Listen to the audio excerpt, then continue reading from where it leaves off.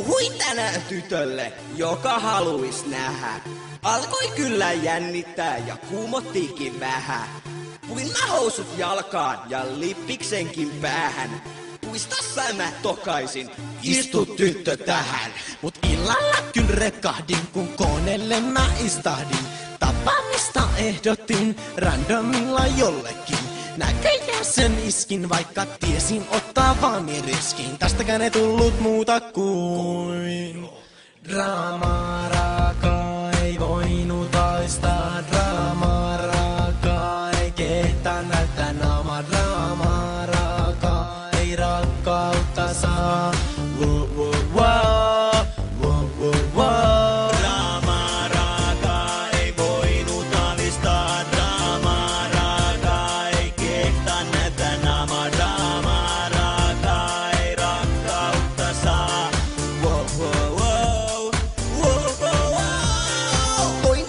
Jos jäätelön en hyväksynyt moista, tasaisin väliajoin mä ajattelin toista. En tiedä kumpaa rakastan, en tiedä kestä tykkään.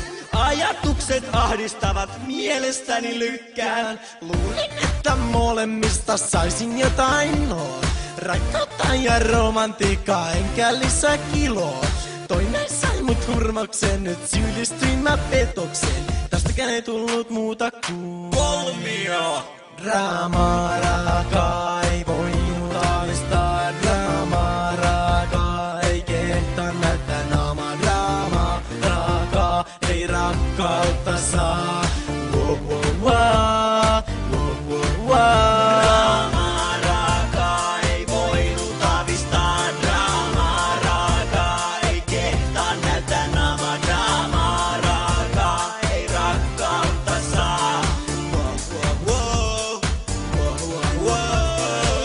Sain kännykkään viestintään, et kuulu enää mun elämään.